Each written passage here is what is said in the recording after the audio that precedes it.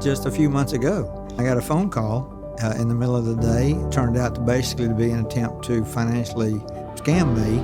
There's people that will show up at the doors of individuals and offer them certain services, and will ask for a cash advance in order to be able to do that, and then never return. And especially during this time of COVID, when so many people are confined to their houses, then the telephone calls and those things are just rampant. There are so many counties across Texas that, because of county limitations financially, while it's a great need, they may not have the funding to address that need. So the state legislature is very vitally needed to be able to provide funding to help these 5 pilots, but also to help expand it to the other counties across Texas that need that type of services. And if they were to do that, they could preserve about $7 billion from the senior adults to be able to be spent in the community. This is a time to pay back and to take care of them through these pilot programs.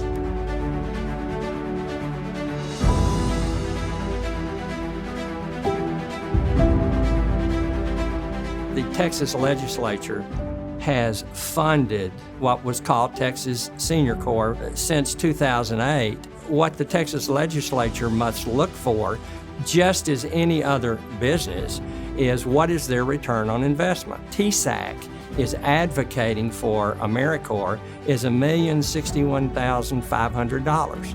That's a 10% increase over the funding that they have received for the last 12 years. 15,000 volunteers age 55 and older that participate in the programs of AmeriCorps. But those 15,000 volunteers produce 3 million hours of service at very little cost to the state of Texas. That's almost $80 million. $80 million in return. But the real investment is in the difference it makes for the folks that are receiving the help and the services that the programs are providing. It makes such a difference in the lives of individuals.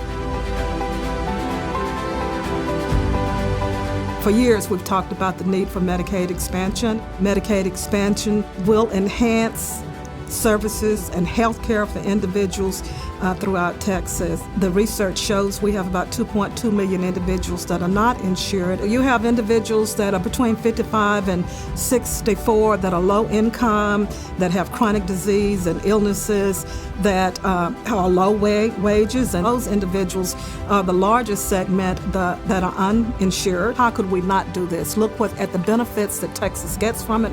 We would be looking at increasing jobs. We'd be looking at keeping money in Texas. We would be looking at saving our health care systems. We will be looking at serving 2.2 million people and expanding Texas Medicaid. How could we not do that for Texans?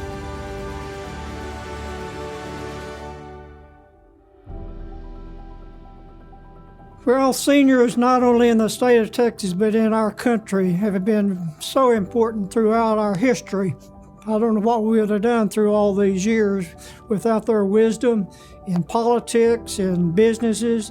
They're just so important that we can't forget them now. We've got to stand up and protect what we have and build on what we have and make the best future possible for the senior citizen.